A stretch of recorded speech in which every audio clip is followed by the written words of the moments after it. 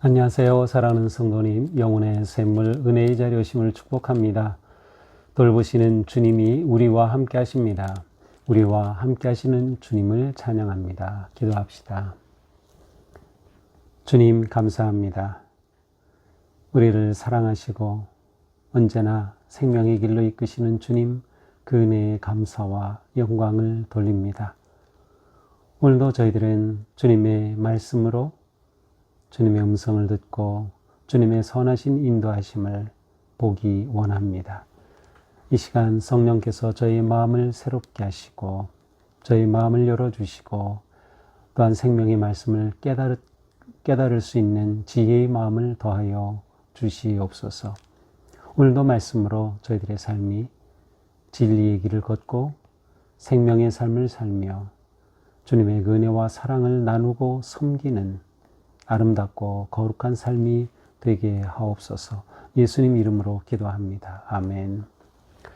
오늘 말씀은 창세기 16장 1절에서 16절입니다.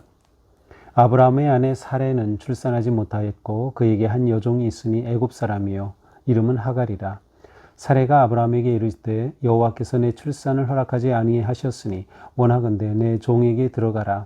내가 혹 그로 말미암아 자녀를 얻을까 하노라 하매 아브라함이 사레의 말을 들으니라. 아브라함의 아내 사레가 그 여종 애굽 사람 하갈을 데려다가 그 남편 아브라함에게 첩으로 준 때는 아브라함이 가나안 땅에 거주한 지 10년 후였더라. 아브라함이 하갈과 동침하였더니 하갈이 임신하매 그가 자기의 임신함을 알고 그의 여주인을 멸시한지라. 사레가 아브라함에게 이르되 내가 받는 모욕은 당신이 받아야 옳도다. 내가 나의 여종을 당신의 품에 두었거늘 그가 자기의 임신함을 알고 나를 멸시하니 당신과 나 사이에 여호와께서 판단하시기를 원하노라. 아브라함이 사레에게 이르되 당신의 여종은 당신의 수중에 있으니 당신의 눈에 좋을 대로 그에게 행하라 하매 사레가 하갈을 학대하였더니 하갈이 사레 앞에서 도망하였더라. 여호와의 사자가 광야의 샘물 곁 곧 술길 샘 곁에서 그를 만나 이르되 사레의 여종 하갈아 내가 어디서 왔으며 어디로 가느냐.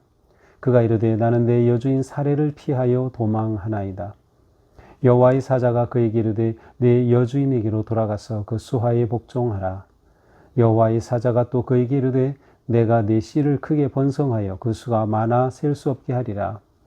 여호와의 사자가 또 그에게 이르되 네가 임신하였은즉 아들을 낳으리니 그 이름은 이스마엘이라 하라. 이는 여호와께서 네 고통을 들으셨음이니라. 그가 사람 중에 들나귀같이 되리니 그의 손이 모든 사람을 치겠고 모든 사람의 손이 그를 칠지며 그가 모든 형제와 대항해서 살리라 하니라. 하갈이 자기에게 이르신 여호와의 이름을 나를 살피시는 하나님이라 하였으니 이는 내가 어떻게 여기서 나를 살피시는 하나님을 배웠는고 함이라. 이러므로 그 샘을 부엘라헤로이라 불렀으며 그것은 가데스와 베렛 사이에 있더라. 하갈이 아브라함의 아들을 낳으매 아브라함이 하갈이 낳은 아들을 이름하여 이스마엘이라 하였더라. 하갈이 아브라함에게 이스마엘을 낳았을 때에 아브라함이 86세였더라. 아멘. 하나님께서는 아브라함에게 후손과 땅의 약속을 주셨고 또 아브라함과 언약을 맺으셨습니다. 그러나 하나님의 이 언약은 당장 이루어지는 것이 아니었습니다. 시간이 흐르면 흐를수록 아브라함은 아마도 조바심을 가졌던 것이 아닐까요? 더 나아가 아브라함의 아내 사레가 더욱 그러했던 것 같습니다. 오늘 본문은 아브라함의 아내였던 사레가 아이 없음으로 인해서 어떠한 행동을 하는지에 관한 말씀으로 시작됩니다. 자, 아브라함의 아내가 출산하지 못하므로 그에게 한 여종이 있는데 그것은 사레 개인의 여종이죠. 사레를 섬기고 돌보는 그러한 여종입니다. 바로 애굽 사람 하갈이었습니다. 사례는 아브라함에게 자신의 생각을 말합니다. 그것은 자신이 이렇게 아기를 갖지 못하는 것은 하나님께서 허락하지 않으시는 것으로 보인다. 아마도 사례는 아브라함이 하나님과 맺은 그 언약을 당연히 알았겠죠. 하나님께서 나와 이렇게 언약을 맺으시고 후손을 약속해 주셨어. 사례는 아마 그 언약의 이야기를 들었을 때부터 곧장 자신의 아기를 가질 것을 계속 꿈꿨을 것입니다. 당연히 아브라함도 그랬겠죠. 그런데 시간이 흘러도 아이가 생기지 않는 것입니다. 그러므로 사례는 이것이 자신에게 하나님께서 허락하시지 않는 일이라 생각하고 아브라함에게 말하죠. 자기 여종이 있으니 여종을 통하여 아이를 얻으면 좋겠다라고 말합니다. 자, 일종의 대리모이죠. 그래서 본 부인이 아이를 낳지 못할 때 대리모를 통하여서 아이를 낳게 하는 것이고, 이것은 이 당시에 이집트에서도 관습으로 있었던 그러한 일종의 관행이었습니다. 이때 사례가 아브라함에게 이렇게 표현하죠. 내가 혹 그로 말미암아 자녀를 얻을까 하노라. 자, 자녀를 얻을까, 이것은 의미 번역한 것인데 직역을 한다면 내가 세워질 수 있을까 하노라. 자기가 세워진다는 뜻이에요. 그것은 자기가 아브라함의 가문을 세워갈, 그리고 자기 인생이 세워질. 왜냐하면 아이가 없는 것은 이 당시에 이 여성에게는 굉장히 큰 약점 또 수치감이었기 때문이죠. 그래서 사례는 자기 인생이 세워질 꿈을 가지고 아브라함에게 여종 하갈을 통하여 아이를 얻도록 종용합니다. 이때 아브라함이 사례의 말을 들으니라. 그냥 곧장 사례의 말을 들으니라 이렇게 나와 있어요. 그냥 느낌상으로는 아브라함이 고민도 하지 않고 하나님께 묻지도 않고 진행했다는 느낌이에요. 하나님, 약속하신 아이가 아직도 없습니다. 어찌 된 일입니까? 하나님께 물어봐야 하지 않았을까요? 그런데 아브라함은 사례의 이 말을 듣고 그냥 그렇게 하기로 합니다. 아마 아브라함 생각에도 결혼한 지 꽤 오래되었고, 그런데 아직까지도 아이가 없으니 이것은 사례를 통해서는 아이를 낳을 수 없다라고 판단한 듯 합니다. 여기에서 일종의 아브라함의 믿음의 실종을 보게 됩니다. 하나님과 언약까지 맺었는데 하나님에 대한 믿음의 실종이 있었던 거죠. 그 믿음을 지켜내지 못한 겁니다. 이렇게 되자 아브라함의 사내가 여종 하갈을 아브라함에게 줍니다. 이때가 언젠가 3절에 보니까 가나안 땅에 거주한 지 10년 후였더라.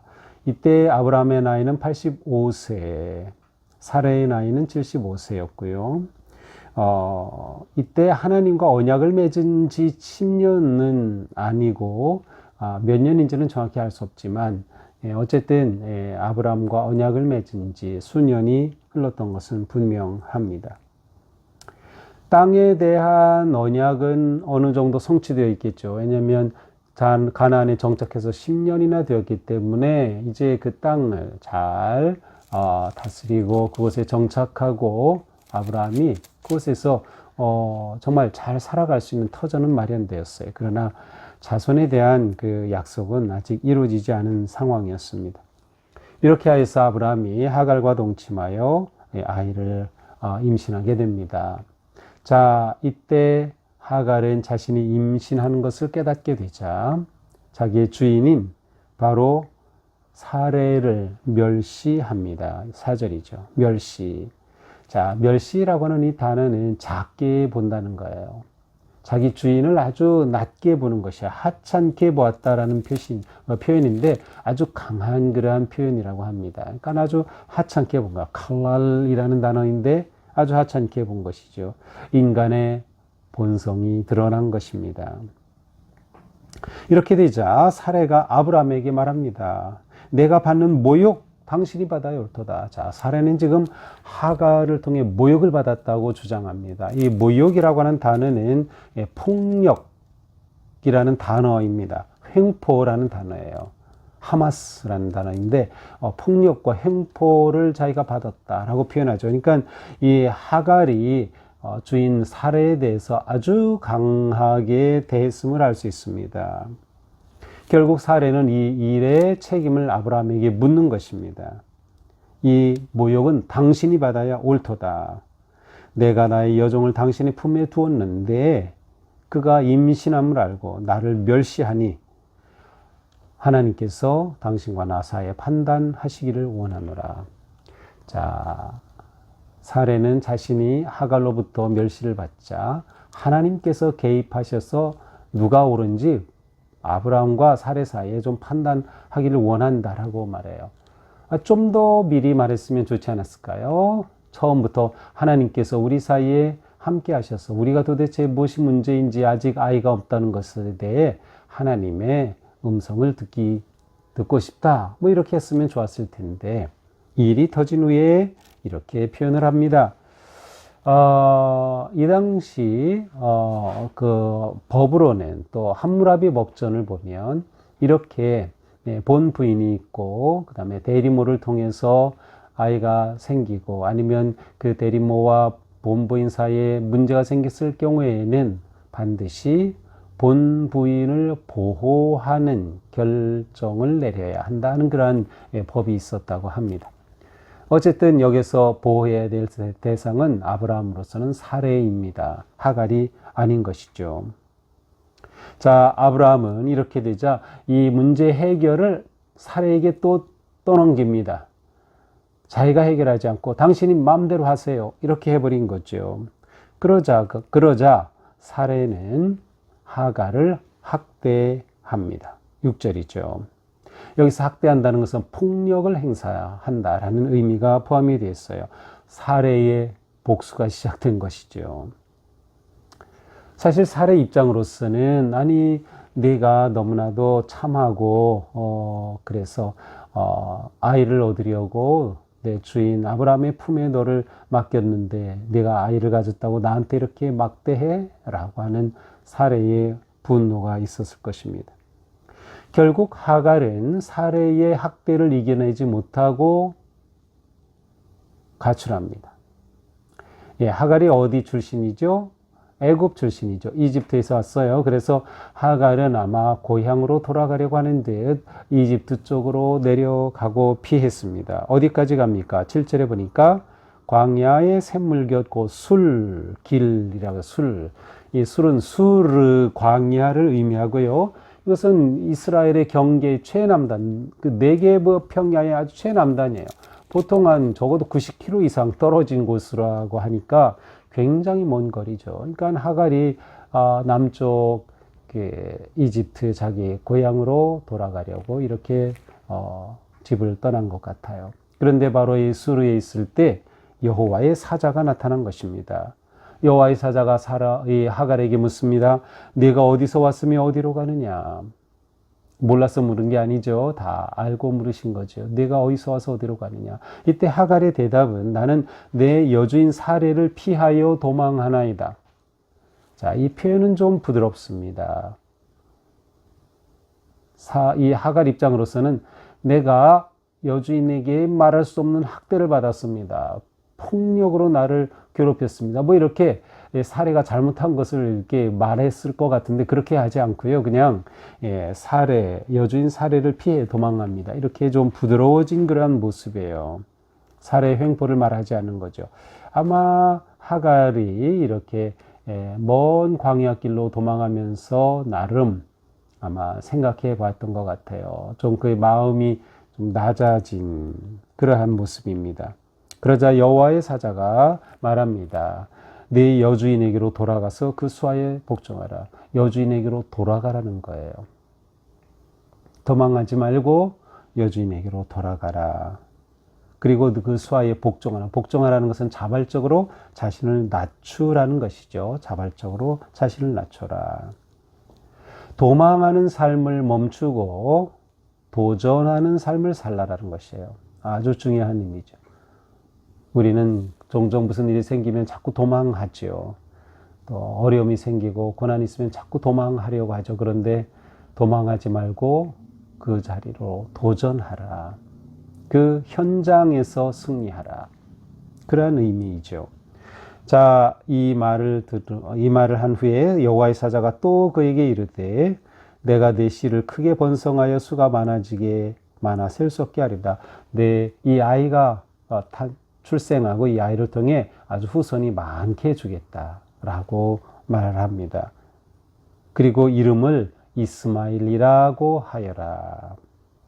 왜냐하면 여호와께서 내 고통을 들으셨습니다. 이 이스마엘이라는 하나님이 들으셨다라는 뜻이에요. 하나님이 들으셨다. 그러면서 그 후손들에 대해 예언합니다. 12절. 그가 사람 중에 들나귀 같이 될 것이고 그 손이 모든 사람을 칠 것이고 또 모든 사람이 그를 칠 것이고 그가 모든 형제와 대항하여 살 것이다. 그렇게 좋은 내용은 아닙니다. 떠도는 유목생활, 들나귀 같은 유목민의 삶을 살 것이다. 그리고 전투적인 전쟁하며 사는 모든 형제와 대항하며 사는 그러한 거친 삶을 사는 자손이 될 것이다. 이러한 내용입니다. 자, 하갈은 이렇게 여호와의 사자를 만나면서 자신이 하나님을 만났다고 확신합니다. 그리고 여호와의 이름을 나를 살피시는 하나님이라 하셨으니, 자, 하갈이 이렇게 하나님께서 오셔서 나를 살펴주셨구나 하면서 그 샘을 뭐라고 했어요? 어느 샘이었어요? 술길곁샘, 그 샘 이름을 지어줬어요. 부엘라헬로이라고 이름을 지었습니다. 이 이름의 뜻은 뭐예요? 나를 살피시는 살아계시는 분의 우물, 나를 살피시는 살아계신 분의 우물이라는 의미로 이렇게 불렀습니다. 이 지역은 가데스 바네아 근처입니다. 가데스 바네아 지역. 자, 하갈이 아들을 낳고요. 그 이름을 아브라함이 여호와의 사자의 말대로 이스마엘이라고 지었습니다. 이때 아브라함의 나이는 86세였습니다. 자, 오늘 본문 하갈과 이스마엘에 관한 이야기죠. 자, 오늘 본문에서 하나님은 하갈에게 나타나셨고 그에게 말씀하시고 그를 세우셨어요. 하나님의 모습, 살아계신 분, 이러한 고난 가운데 도망하는 그 자리에 하나님이 살아계셔서 나타나신 거죠. 그리고 살피시는 분, 하갈을 살펴주신 겁니다. 자, 우리는 오늘 본문을 통해서 무엇을 봅니까? 믿음은 인내로서 승리하는 삶이다. 자, 아브라함이 하나님의 말씀을 믿으니 하나님께서 아브라함을 의롭게 여기셨다라고 했는데 아브라함이 그 믿음을 끝까지 지키지 못한 거죠. 하나님이 이렇게 언약까지 체결해 주셨는데 끝까지 지키지 못했어요. 인내하지 못하면 믿음은 열매를 얻을 수 없는 겁니다. 인내하기 위해서는 뭐가 필요할까요? 인간의 방법을 내려놓는 겁니다. 사례가 제안한 방법, 아주 인간적이고 실제적이고 실용적인 방법이죠. 그러나 하나님의 방법은 아니었습니다. 이것이 어쩌면 관습이었기에 그렇게 했을 수도 있습니다. 그러나 관습이 하나님의 뜻은 아닙니다. 그러니까 우리가 신앙생활하면서 교회의 사역을 하면서 이 점이 매우 중요합니다.